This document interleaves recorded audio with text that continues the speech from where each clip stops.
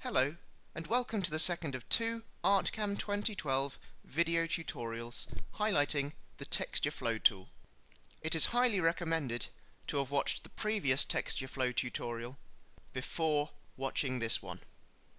In this tutorial we will be texturing the front and back reliefs of a starfish. If I change to the 3D view, I can see what reliefs I have at the moment. Here is my front relief and my back relief. Let's start with the front relief. First of all, I will import my texture from the clipart library. If I drag starfish texture in, I can resize it to the required limits.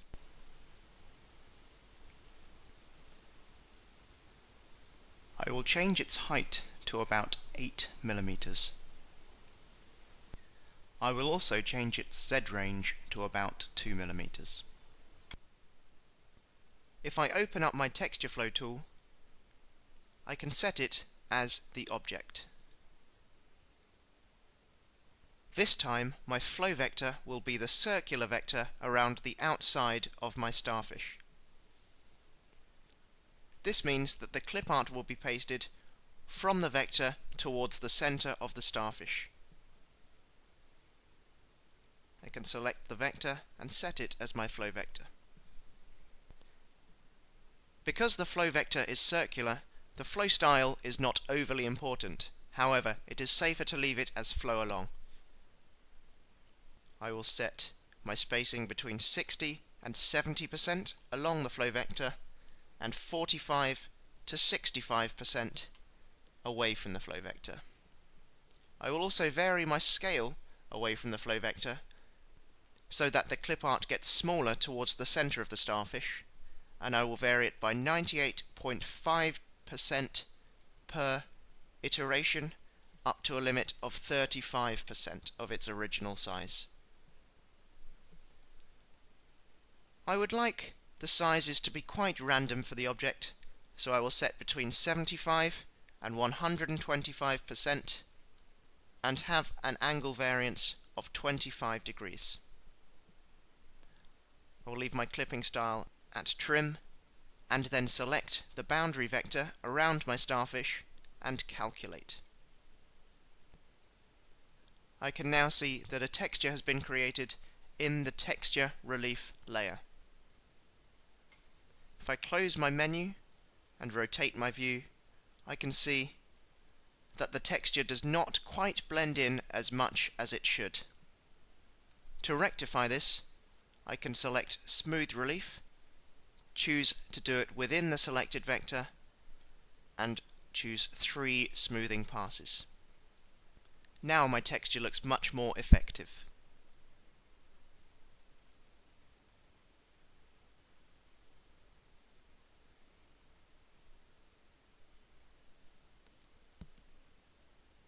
However, starfish also have knobbly parts running down their arms.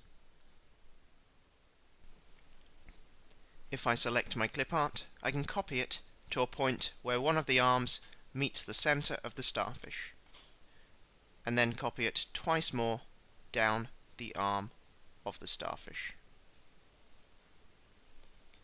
Using the transform tool, I can manipulate each piece of clip art so that it does not look like a previous one.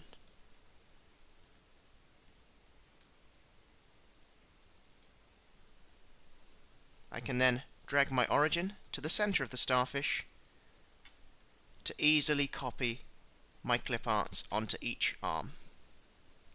If I highlight all of the clip arts and open up the transform tool again, I can rotate all 3 whilst holding Control to copy onto each arm.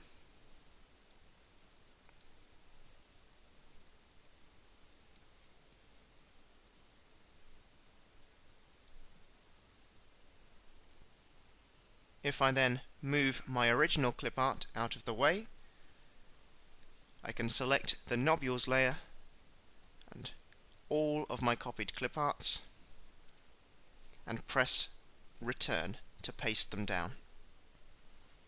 If I zoom in, I can see that the effect of the nodules has been decreased by the texture layer on top of them. In order to rectify this, I can select Merge High for my nodules layer and give each separate one a height. If I select the center 5 nodules, ungrouping them first, I can open up the shape editor to give them a flat height underneath. This should lift them so they are visible above the body of the starfish. If I hover my mouse over the point where one of the nodules is, I can see the Z height is about 29 millimeters.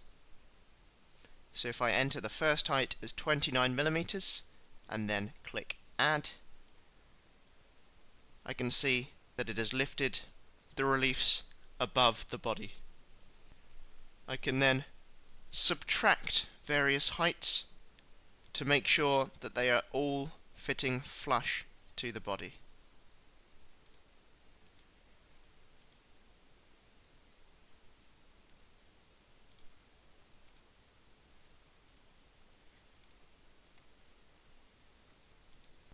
I will now fast forward to a point where I have done the same thing for both the center and outer rings.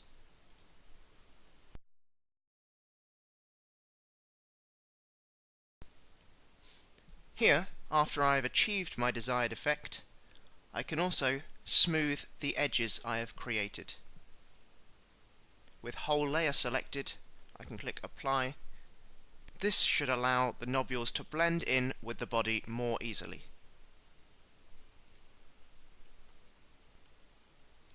I can now select my back relief and create textures for that. If I select to view my back vectors, then this will help me with what I want to achieve. I'm going to use the same clip art for the texture on the back of my starfish. However, I will first resize it. If I select the clip art and open up the transform tool again, I can set the height at about 4.5 millimeters and the Z height to about 0.8. I can now open up the texture flow tool and set my clip art as my object and my circular vector as my flow vector, and change my object spacing, this time to 50 to 60% of the width and 40 to 55% of the height. I will again vary my scale, this time by 98% per iteration, to a limit of 45%. But this time I will also change my angle by 0.5 degrees per iteration.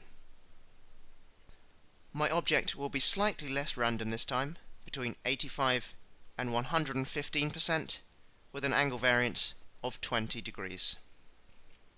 I do not want my texture to be in the star shape in the center of the starfish, so I will select both boundaries to limit the texture between them.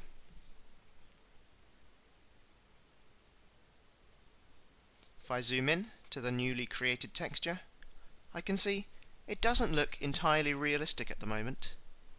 However, if I change the merge mode to subtract, it looks a lot better and more like the underside of a starfish. You can also see that because I varied the angle away from the flow vector, the texture at the center of the starfish has turned inwards. I can now create the relief for my tube feet layer. To do this, I will need to import another clip art, tube foot, and resize it accordingly. I can set the height to be 2.5 millimeters and the Z range to be about 2 millimeters.